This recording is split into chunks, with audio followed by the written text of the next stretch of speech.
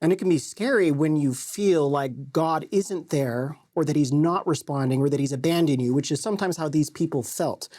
And you get quotes, snippets from the people in these chapters that express those sentiments. So, for example, in 49:14, Zion says, "The Lord hath forsaken me, and my Lord hath forgotten me."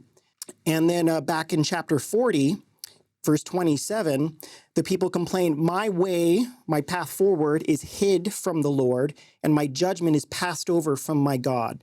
Meaning, like, my cause is ignored. He's just ignoring me. He's not seeing what's going on here. And then the response is this: "Hast thou not known? Hast thou not heard that the everlasting God, the Lord, the creator of the ends of the earth, fainteth not, neither is weary? There is no searching of his understanding. He giveth power to the faint. To them that have no might, he increaseth strength. Even the youth shall faint and be weary, and the young men shall utterly fall. But they that wait upon the Lord shall renew their strength. They shall mount up with wings as eagles. They shall run and not be weary, and they shall walk and not faint." Of course, our word of wisdom quotes from those lines there, but here I don't think it's just physical endurance that we're talking about.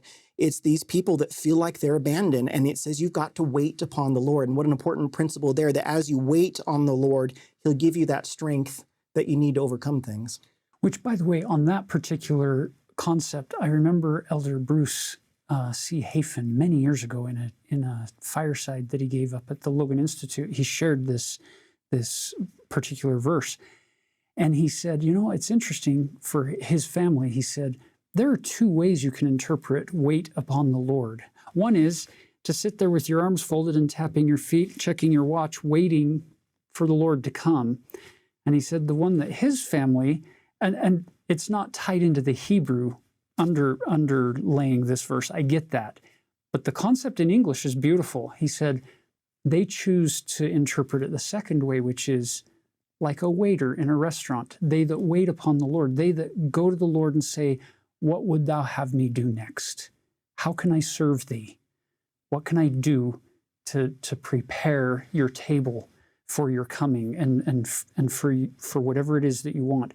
That's a beautiful concept.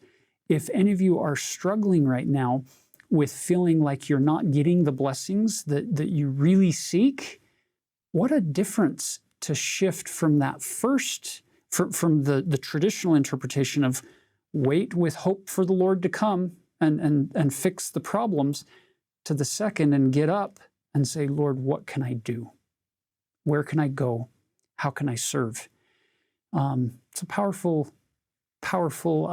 likening or an application of this principle here in verse 31. Now, before we continue moving forward into 41 and on down the line into 49, I think we need to go back actually and pick up one little concept here that Isaiah is going to come back to again and again and again in a variety of ways. And it's basically the grandeur of God and the nothingness of mankind in comparison. It's not worthless. It's just this comparison. He's setting this huge gap difference between the two. Look at verse 12. He starts asking these rhetorical yet very instructive questions. "Who hath measured the waters in the hollow of his hand, and meted out heaven with the span, and comprehended the dust of the earth in a measure, and weighed the mountains in scales and the hills in a balance?" Isaiah's asking the question, who's done that? And the implication is definitely not anyone down here, right? Nobody on the earth has done that, but God has done that. Verse 13, "Who hath directed the Spirit of the Lord, or being his counselor, hath taught him?" Who on earth has shared anything that has caused God on high to say, that's fascinating. I had never thought about that before. He's using some irony here in his writing. There's some tongue-in-cheek technique going on, but it's powerful. And then he keeps going down. Look at verse 18. "To whom then will ye liken God? Or what likeness will ye compare unto him?" What could you possibly build or how could you possibly portray somebody who is so grand and glorious as God compared to us. And his point is, you can't. So you should wait on him. You should trust him. You should put your love and your hope and your faith in him, not in any of this. And that theme has come up in the first 39 chapters, and it's going to keep coming up in between here and chapter 66 as well.